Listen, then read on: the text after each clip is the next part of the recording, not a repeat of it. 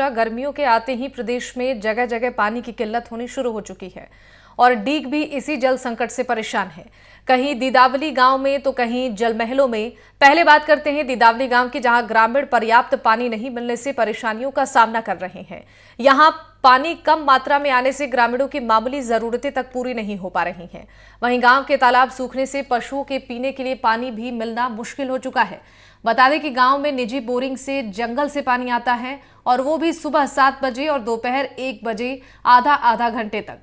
ग्रामीण भी जिला प्रशासन के अधिकारियों को कई बार अपनी परेशानी बता चुके हैं, लेकिन अब तक कोई समाधान नहीं निकाला गया है।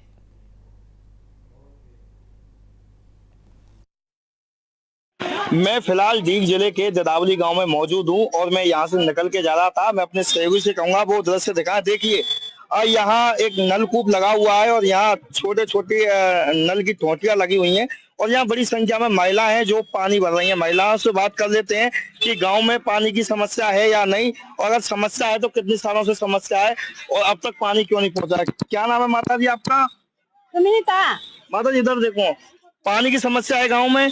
बहुत ज्यादा पानी है। इन सब पशु मना कि सब प्यास से डोले हैं भैया। यहाँ तो आ जाए तो अच्छा। मिल जाए, नहीं बिजली ना आवे, पानी ना आवे। यहाँ कितने देर तक आता है ये? 1 घंटा 1.5 घंटा आवे। गांव तो बहुत बड़ा है आपका। और का ऐसे ही भरे। सरकार ना सुन रही तुम्हारी? अब सरकार हमने कहा पर तो सुनाई ना, वोट इनको सुन आवे, वैसे सुनाई ना सरकार। तो ये प्रसाद अब तो डीग जिलो बन गो तुम्हारो। अब डीग जिलो बन जाए, अब सुविधा है जाता भी सही। कहीं कह रही है माता जी? जब पानी सुविधा है जा, जब तो कचरा था नहीं, कचना सब बहुत परेशानी। काम तो काफी बड़ा है आपका। बड़ा यहाँ लड़ाई बाजार रोज गाँव के नाक के जा रहे का पानी। ये तालाब भी सूख गया है गर्मी में, पानी की 1 बजे आने तो 1 बजे भरना पड़ेगा। नहावे धोवे कोई कम ना, पानी भरो भाई। सुबह शाम दिन भर ऐसे निकल जाता है। कभी भी आ बोले 7 बजे आने तो भरना रात में। तो कभी प्रशासन को शिकायत नहीं की है? खूब करे, कोई सुनाई ना। वो कम बाहर आ जाए, वोट लेने आते हैं। आप लोग यहाँ नलों से पानी ले जा रहे हैं, लेकिन सबसे बड़ी बात पशुओं को भी दिक्कत आ रही है। पशुओं को तो बिल्कुल ज्यादा दिक्कत है। तालाब सूखे पड़े हैं, चम्मल आना रही, ट्यूबवेल पानी है नहीं। प्रशासन को नहीं बताया? वो बताती प्रशासन, कोई काम सुनते नहीं है। बाबूजी क्या नाम है आपका? मेरा नाम रज्जो है। अच्छा बाबूजी, पानी की समस्या होगी गाँव में? गाँव की समस्या बहुत ही, चम्मल का पानी आता है, वो को भी मतलब क्रॉस कर रखे है। क्रॉस कर रखे है। यहाँ में क्या ये चलते हैं तो पानी धरती में कम है तो या भाई ये नल छोड़ जाए तो धीरे धीरे पानी चल रहा है। यह समस्या बहुत है। तो समय नहीं है पानी का, कोई इतने बजे आएगा? कोई समय नहीं है। ये पानी कहाँ से आ रहा है? ये काम ये आ रहा है थोड़ा सा जंगल में तैयार हो, बोर लगे हो पर वहाँ में पानी कम है। इस वजह से तालाब में पानी हो तो इसमें पशु भी पानी पी ले। और जो चम्मल की जो लाइन निकाल रखी है उनको लोग बागों ने काट करके घरों में। अब तो गर्मी का मौसम में ये ज्यादा दिक्कत आ रही होगी। बहुत दिक्कत आ रही है, पशु प्यास से डोले चढ़। तालाब भी सूखा हुआ आपका? तालाब सूखा पड़ा हुआ। प्रशासन को आपने बताया नहीं? बताया, कई बार किया था, कोई चुनाव के टाइम पे हाँ कर देंगे बाद में चुनाव होते हुए फिर उनको कहा कि मतलब कोई ग्रहण नहीं करते। बिल्कुल, देखिए आपकी समस्या का कोई समाधान नहीं हुआ है। तो वहीं अब आपको लेकर चलते हैं उस जगह जिसके लिए डीग मशहूर है, यानी इसके जल महल। जल महलों की नगरी के नाम से प्रसिद्ध डीग के जल महल में जल गायब हो जाता रहा है। इन जल महलों में सदियों से पर्यटकों को आकर्षित किया है और शहर की पहचान बनाए रखी है, लेकिन हाल के वर्षों में डीग के जल महलों की स्थिति में उल्लेखनीय गिरावट आई है, जो कि जल की कमी और प्रशासन की अनदेखी के कारण हो रही है। विदेशी पावानी तो दूर, अब यहाँ आसपास के लोग भी आने से कतराते हैं। जल महल के दोनों ओर तालाब बने हुए हैं। इन दोनों तालाबों में उत्तर प्रदेश से पानी आता था, लेकिन अब इन तालाबों में गंदगी का अंबार है और पानी की कमी के चलते महलों की दीवारों में दरार पड़ने लगी है। पानी की कमी के चलते जल महल का जो स्वरूप है वो धीरे धीरे खोता जा रहा है। प्रशासन की उदासीनता का ही ये नतीजा है, जो जल महलों में ही जल का सूखा पड़ने लग रहा है। देखिए रिपोर्ट।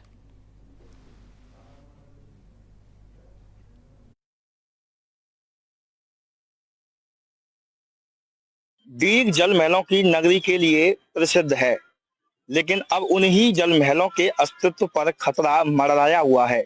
इसकी मुख्य वजह है पानी की कमी। मैं फिलहाल डीग में मौजूद हूं और उन्हीं जल महलों में मौजूद हूं जिनके अस्तित्व का खतरा मंडराया हुआ है। देखिए, मैं अपने सहयोगी से कहूंगा, चारों तरफ गंदगी का अंबार लगा हुआ है। कभी बताया जाता है कि यहाँ 22 फीट के आसपास पानी रहता था और ये पूरा दृश्य है वो अलग ही नजारा था। यहाँ विदेशी पर्यटक भी आते थे, देसी पर्यटक भी आते थे, लेकिन कहीं ना कहीं प्रशासनिक उदासीनता के चलते यहाँ जो जल आना चाहिए वो नहीं आ पा रहा है और जो जल महल जिसके लिए जाने जाते थे वह अब नजारा भी धीरे धीरे खत्म होता जा रहा है। आप मेरे सामने देख रहे होंगे महल आपको दिखाई दे रहा है और जो ये नीचे का जो हिस्सा आपको दिखाई दे रहा है, पहले यहाँ तक पानी हुआ करता था और अब पानी की कमी के चलते ये जो दीवारें हैं, महल हैं, ये इनकी जो दीवारें हैं वो चटकने लगी हैं। मेरे साथ में कुछ स्थानीय लोग हैं, उनसे बात कर लेते हैं आखिरकार क्या वजह है कि यहाँ अब तक पानी नहीं पहुंचा है और प्रशासन क्यों इतना एक्शन क्यों नहीं ले पा रहा है कि यहाँ पानी पहुंच पाए। एक ऐसी अनूठी मिसाल है जो अपनी पहचान अलग कायम करती है विश्व स्तर पर जी। और भारत ही नहीं पूरे विश्व में डीग के जलमहल विख्यात है। यहाँ पर सैकड़ों क्या लाखों लोगों को इस जलमहल से बहुत सुविधा है। लोग घूमने आते हैं, पहले यहीं से लोग नहाने भी आते थे और यहाँ के आसपास जो कुएं थे उनसे मीठा पानी लेने का केवल एकमात्र स्रोत ये जलमहल ही थे। आज स्थिति यह है कि पिछले 20 सालों से पहले यहाँ पर हरियाणा सरकार से समझौता था और हरियाणा सरकार से यहाँ पर डीग में पानी आता था, लेकिन जिस एस्केप से यहाँ पानी आता था 18-20 किलोमीटर की वो एस्केप है, उस पूरे एस्केप पे आज की तारीख में अतिक्रमण है और गंदगियों की सराबोर है।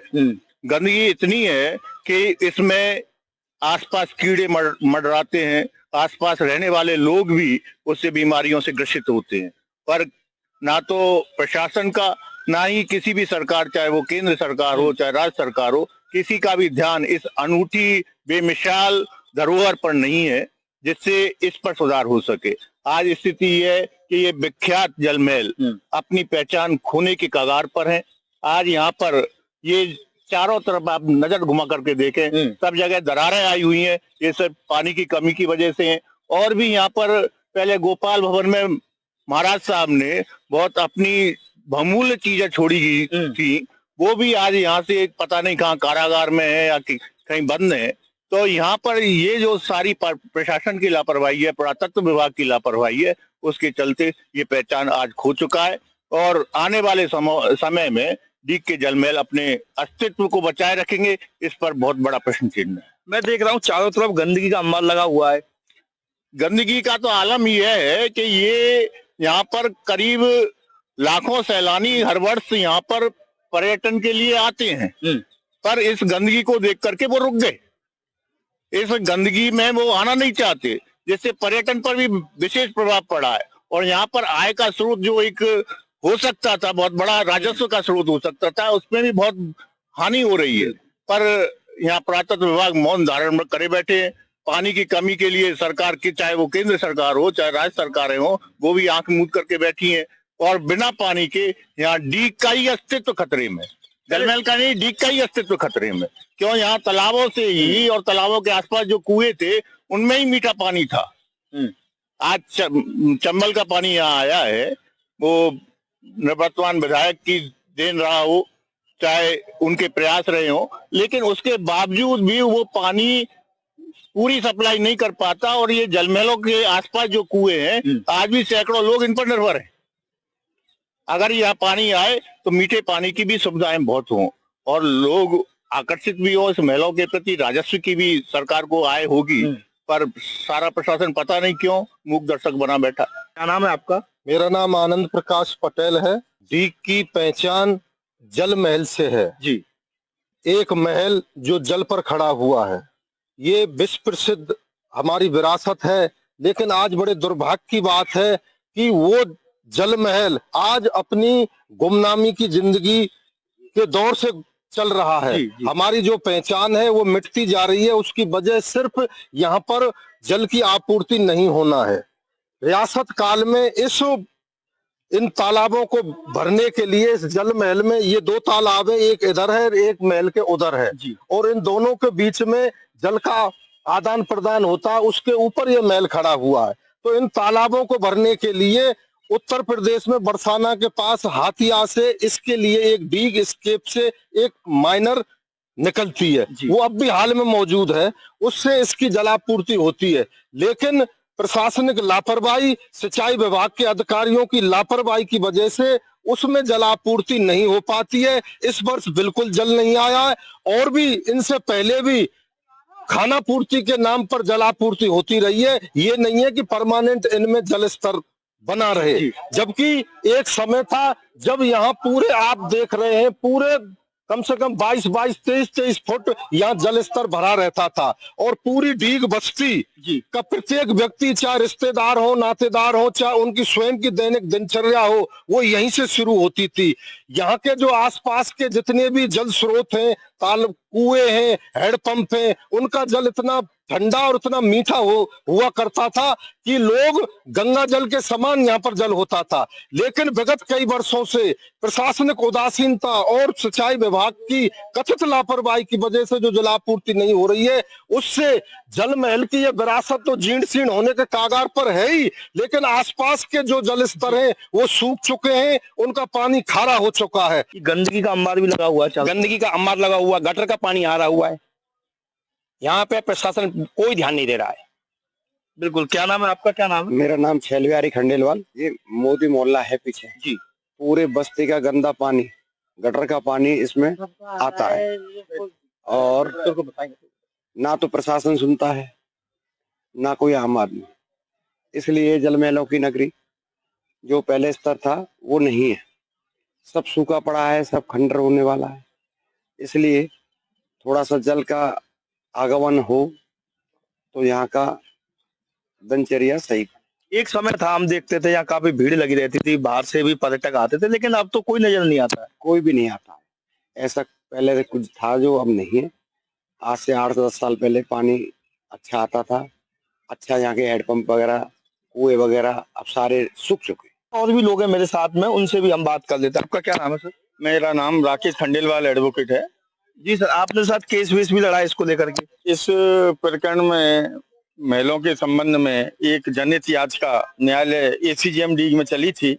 उसमें न्यायालय ने करीब 7 वर्ष पूर्व ये आदेशित किया था कि सिंचाई विभाग प्रति वर्ष महलों के दोनों तालाबों में और अन्य तालाबों में जो भी थे उसमें प्रकरण में सारे में पानी की व्यवस्था करेगा, और उसके बाद एक बार पानी इस महलों में, इनके तालाबों में आया है, और इसके बाद सिंचाई विभाग ने कोई कार्रवाई नहीं की पानी लाने के लिए। प्रशासनिक लापरवाही भी इसमें रही है प्रकरण में, और आज स्थिति बहुत बदतर हो चुकी है।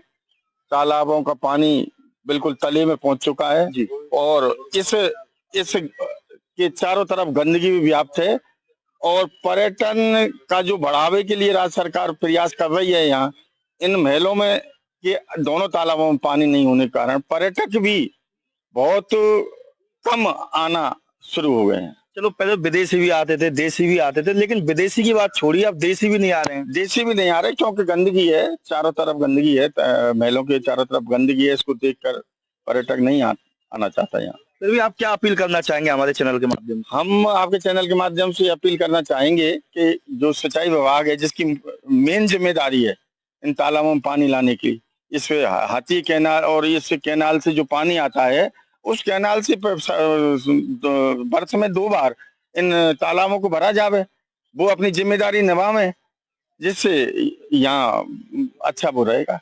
अब तो 20 फुट पानी कम से कम तालाबों में इस समय कम है। अच्छा, ये जो गेज लगा हुआ है जो सामने दिख रहा है, इसका क्या मतलब है? इसका मतलब ये है कि ये तले से गेज लगाया हुआ है, 22 फुट तक का गेज है।